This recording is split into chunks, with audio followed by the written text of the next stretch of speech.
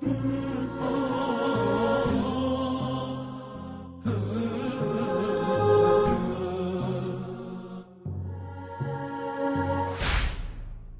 باللہ من الشیطان اللعین الرجیم بہ نستعین ہوا خیر معین رب اشرح لی صدری ویسر لی امری واحلل عقدۃ من لسانی یفقہوا قولی اما بعد۔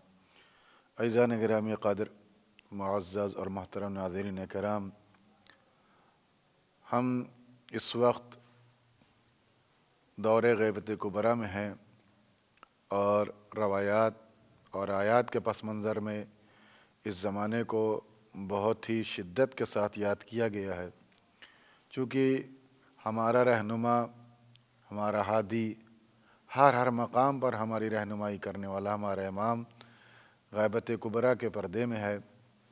ایسی غیبت جس کو غیبت کبریٰ، غیبت تامہ، غیبت عامہ کہا جاتا ہے، اور پردے میں رہ کر کے ہمارا امام ہماری رہنمائی کر رہا ہے، اور امام علیہ السلام کے ارشاد کے مطابق کہ اگر ہماری نظر کرم تمہارے لیے نہ ہوتی یا ہماری نگاہیں تم پر نہ ہوتی تو یہ زمانہ تمہیں تباہ و برباد کر دیتا۔ اس کا مطلب یہ ہے کہ جو کچھ بھی ہمارے لیے آسائش ہے اور تھوڑا بہت جو بھی امنیت ہے، وہ اس وجہ سے ہے کہ ہمارا امام ہمارا نگراں ہے اور ہمارا امام ہمیں رہنمائی کر رہا ہے۔ عزیزان گرامی قدر، قرآن مجید میں جہاں پر بہت سے اپنے منصوص من اللہ ہادیان برحق کا اہتمام کیا گیا ہدایت کے لیے، اور ان کا تعارف بھی ایک بعد دیگرے کروایا گیا، وہیں ایک ایسی ذات کا بھی تعارف ہے جس نے روز ازل پہلے ہی دن جناب آدم علیہ السلام کی حجت اور حکم پروردگار کا انکار کرنے کے بعد قیامت تک کے لیے وہ ملعون اور لعین کی بارگاہ میں اور ملعون ٹھہرایا گیا۔ عزیزان گرامی قدر، میں آپ حضرات کی خدمت میں ایک بات عرض کرنا چاہتا ہوں کہ قرآن مجید کے نقطہ نظر سے سب سے بڑا دشمن جس کو عدو مبین کہا گیا وہ ابلیس ہے، شیطان ہے۔ یہ وہ ہے کہ جو جنوں کی صف سے تھا، اور اس نے اپنے عبادت کی بنا پر، کثرت سجدہ کی بنا پر ملائکہ کی صفوں کو اختیار کر لیا، اور خداوند عالم نے اس کو ملائکہ کی صف میں شامل کیا۔ جیسا کہ معروف ہے کہ کوئی زمین کا کوئی خطہ باقی نہیں جہاں پر اس نے خداوند عالم کا سجدہ نہ کیا ہو۔ ایسا کیا ہو گیا کہ اتنا شدت سے سجدہ کرنے والا، اتنی کثرت سے سجدہ گزار خداوند عالم کی بارگاہ میں ملعون اور لعین کہلایا؟ آخر وجہ کیا ہے؟ اس کی وجہ یہ ہے کہ اس نے حکم پروردگار کو ٹھکرایا تھا۔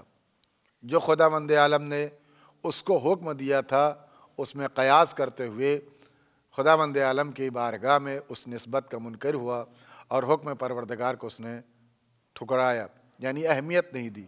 اس کا مطلب یہ ہے کہ ہمیں بھی بہت توجہ کرنے کی ضرورت ہے کہ وہ آیتیں یا وہ نشانیاں جو خداوند عالم کی طرف سے ہم کو دی گئی ہیں، یا ائمہ ہدیٰ علیہ السلام یا انبیاء علیہ السلام کے ذریعے سے ہم تک پہنچی ہیں، ان میں کسی بھی ایک چیز کا انکار کرنا ہمارے لیے کفر کا باعث بن سکتا ہے، چاہے ضروریات دین میں ہو اور چاہے ضروریات مذہب میں ہو۔ ہمیں ہر آن کوشش یہ کرنا چاہیے کہ کسی بھی امر پروردگار کا انکار نہ ہو، اس لیے کہ نماز نہ پڑھنا یہ اپنے آپ میں معصیت پروردگار ہے اور بڑی معصیت ہے، لیکن نماز کا انکار کر دینا یہ کفر صریحی ہے۔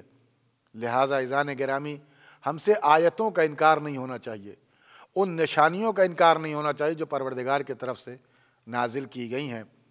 اسی لیے بار بار قرآن مجید میں یہ دہرایا گیا ہے کہ خداوند عالم کی تمام نازل کردہ چیزوں پر ایمان اور قیامت تک آنے والے تمام پیغامات پر ایمان ہونا چاہیے۔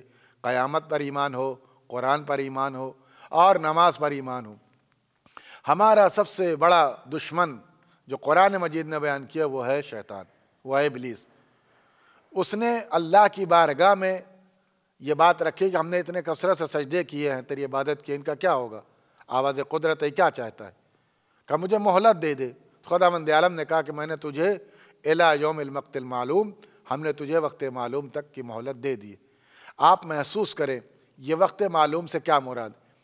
امام زمان اجل اللہ تعالیٰ فرجہ الشریف کے غیبت کبریٰ میں، اور شیطان کا ہمارے ایمان پر، ہمارے عمل پر حملہ، اور ہر مقام پر ہم کو اس نے گمراہ کیا ہے، کر رہا ہے۔ یہاں تک کہ اسی قرآن مجید میں خداوند عالم کی بارگاہ میں اس نے کہا کہ میں تیرے تمام بندوں کو بہکاؤں گا لیکن سوائے مخلص بندوں کے۔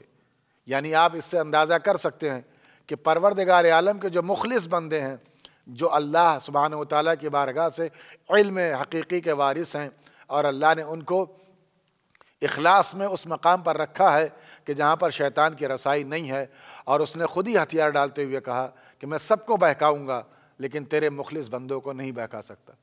اس کا مطلب یہ کہ وہ کوشش کر اس کی یہ ہے کہ وہ بہکا نہیں سکتا، وہ اپنی عاجزی کا اعلان کر رہا ہے، یعنی اس کی قدرت نہیں ہے کہ مخلصین کو بہکا سکے، مخلصین کو ان کے مرکز سے ہٹا سکے۔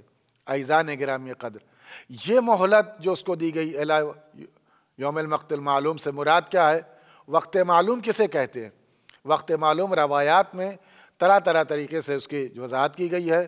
بعض لوگوں نے وقت معلوم سے مراد قیامت لیا ہے، بعض لوگوں نے وقت معلوم سے مراد جو ہے روز قیامت کے علاوہ دیگر ایام کو لیا گیا ہے کہ جس دن قیامت آئے گی اس دن اس کا حساب کتاب ختم ہو جائے گا اور کسی بندے کو بہکا نہیں سکے گا، یعنی اس کی بساط سمیٹ دی جائے گی، اس کے اختیارات سلب کر لیے جائیں گے۔ عزیزان گرامی، لیکن بعض روایتوں میں امام زمان اجل اللہ تعالیٰ فرجہ الشریف کے ظہور کو وقت معلوم سے بھی تعبیر کیا گیا ہے، یعنی اس کے کلی اختیارات نہیں لیکن اس کے اختیارات کو امام کی حکومت کے نافذ ہوتے ہوئے سلب کر لیا جائے گا۔ یعنی اس کا مطلب یہ ہے، اگر مخلصین کے معنی کو تھوڑا سا عمومیت دی جائے تو اس کا مطلب یہ ہے کہ امام زمان جل اللہ تعالیٰ فرجہ الشریف اللہ کے مخلص ترین بندوں میں سے ہیں، جن کی عصمت ہمارے لیے ثابت ہے، اور اللہ سبحانہ وتعالیٰ نے اس کو قرآن مجید میں جا بجا بیان بھی فرمایا ہے۔